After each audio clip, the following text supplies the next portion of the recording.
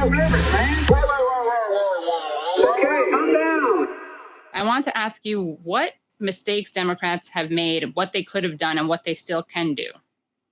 I wrote an article in April that was like the Democrats, it was literally titled, "The Democrats Have No Plan for the End of Roe v. Wade."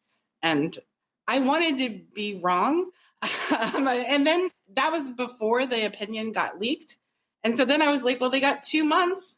Like maybe they'll come up with a plan. And it is really clear in the past few days that there is nothing. There's nothing there, which is a tragedy.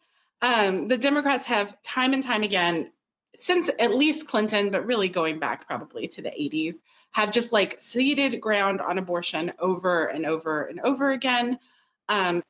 I think one of the biggest problems that they've had, and there's many, many problems, but one of the biggest problems they have had is that they have given away the rhetorical landscape on abortion. Bill Clinton was really into safe, legal, and rare, which basically just automatically stigmatizes abortion and makes it sound like something that is not good and something that you shouldn't do. And it just gives that ground to Republicans. I think Media Matters at one point did a study and showed that like 95% of the talking on abortion is done on like Fox News.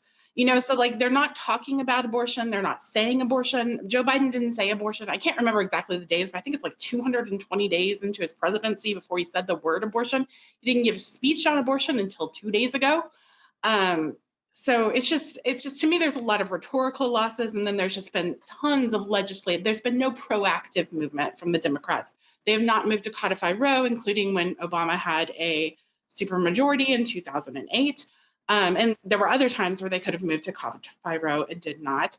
And they've also like given in like a lot of these state legislature races, they haven't funded and they haven't really attacked any of those laws very aggressively. I have like I don't want to like cut off Afeni, but I do have 2 examples. Like I don't want to talk too much of like, I think like really big failures that the Dems had. And one was in Virginia. Virginia, it like was trying to codify Roe at the very end of the, after Youngkin gets elected, right? And this is not really a Democrat thing. This is actually a NARAL problem because a lot of these big reproductive rights organizations, which are very tied into the Dems, have the exact same problems. And NARAL had like pushed for this at the last minute, and and they didn't get it through. And the legislatures like gave interviews, and they said they think that this is really hypocritical because for years NARAL had been lobbying against codifying like abortion rights in the Virginia legislature because they didn't want to be too controversial, and they just wanted to fight the bans, and they just wanted to do this, but they didn't want to like codify. They didn't want to do anything like proactive. And then like at the last minute, we're like struggling to do this. So I mean, I think, and you can see these kind of failures just sort of all over the country with the Democrats, where it's just like all these missed opportunities basically done out of fear.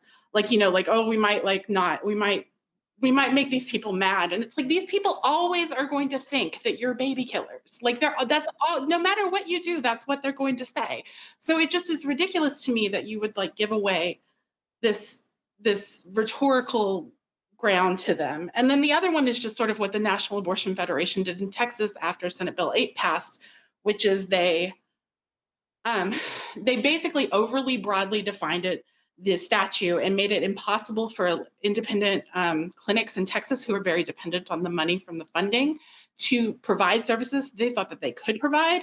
And they also were even like requiring an extra transvaginal ultrasound, which like, I don't know if you've ever had one of those, but those are not fun.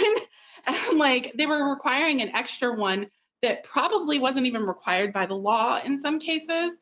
And, it was just like this abundance of caution and this abundance of like not fighting back. And I think that that's just been a problem for the Democrats and like the big reproductive organizations forever. You said you had a list. You want to share some of your ideas? I sort of put it into three categories. And the first one we talked about a lot, which is like people who need abortions right now, right? Like that's like the like first like big thing, and like helping them. And that's like abortion funds, helping with like logistical things, helping fund new clinics. Like I think there's a new clinic in Illinois and Maryland that are being built. And then they're also trying to move the North Dakota clinic to Minnesota. And so I think like those would be like excellent things to like devote some time to. But that's, like that's one of them. Then you've got like a ton of political tactics. There's so many things they could throw at the table. And I wish they would just throw some of them, like, just put some of them out there.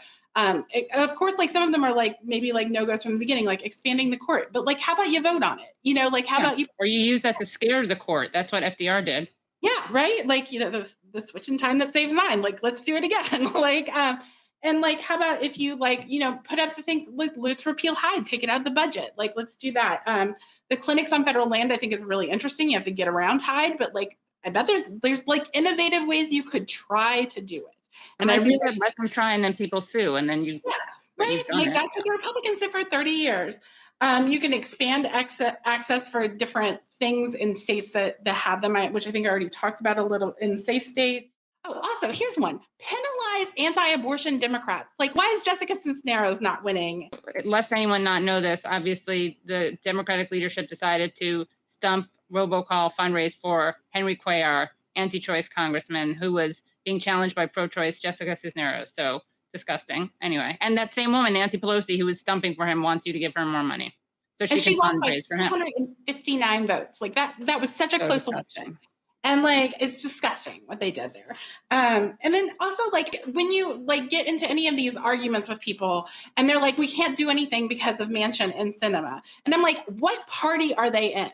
Like, if they are Democrats and they are holding up Democrats, how about we kick them out of the freaking party? Like, if this is the problem, if they're not Democrats, they're not real Democrats. That's what everyone says. And I was like, okay, then why aren't there consequences for that?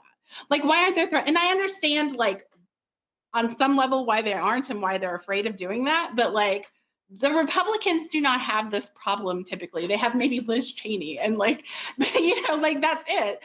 Like they don't have this problem with like party discipline that the Democrats do. And it's infuriating. Everyone in leadership has failed. Why are they still in leadership? Why is Chuck Schumer still in leadership if he cannot whip Joe Manchin and Kristen Sinema to do anything? Like, why is he still the Senate Majority Leader? Like, why are we not like pressuring them to put somebody in that's better?